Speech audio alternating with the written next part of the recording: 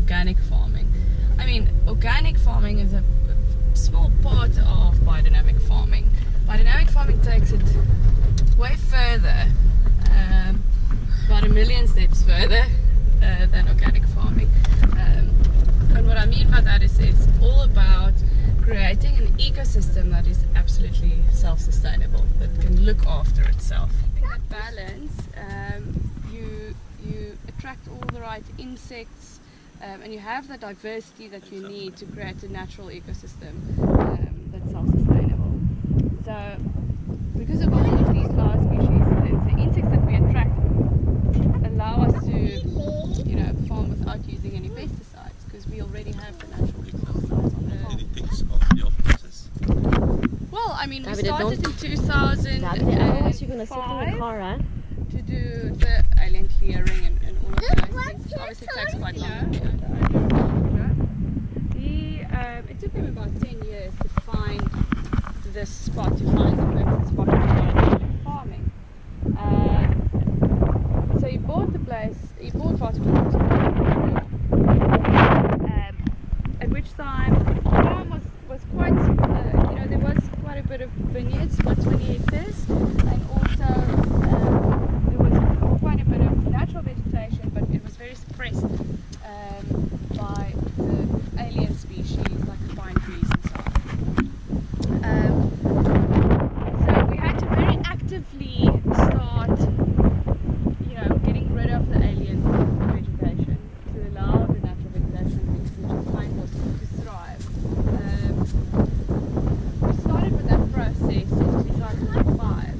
So basically, we started our own forestry department called Forestry, and they started using fire to germinate the seeds of fynbos. That's necessary. Fynbos needs fire, let's say every 15 years or so, in order to germinate the seed. The reason why we have bush vine and trellis system on the farm. We would love to grow everything in bush vine, but Mourvedre and Chenin Blanc are the only two varietals that are strong enough to stand on its own against the winds that we get here. So, for instance, your Shiraz, your Sauvignon Blanc, your Cabernet Franc, if it break in the wind, it won't be able to stand on its own.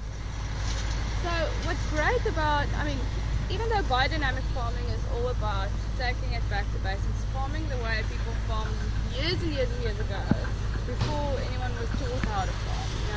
Even though it's a very old principle, it's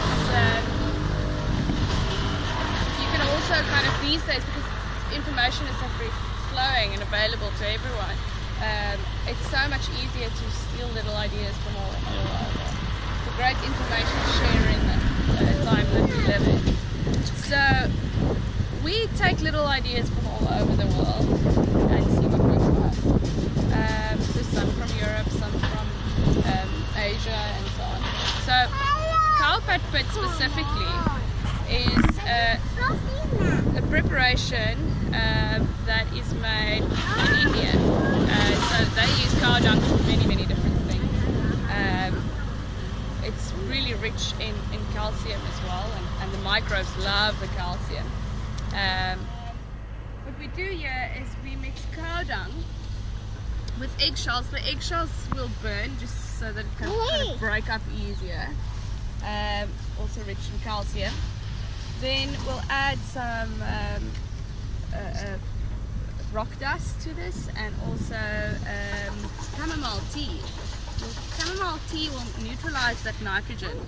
The smell goes away very quickly, and it just starts breaking down. So we'll then put it in these pits. We'll leave it in these pits for about 3 months. All you do is you cover it with a hessian bag and you keep it moist so it doesn't dry out. When you look at it in the right time of the year, it's full of earthworms and bugs, and it smells almost sweet when it's broken down. Anyway, really nutritious carpet pit. Then what we do after 3 months, once it's completely done with that process of concentrating the calcium, we will we'll mix 1 kilogram of cow dung with 80 liters of water.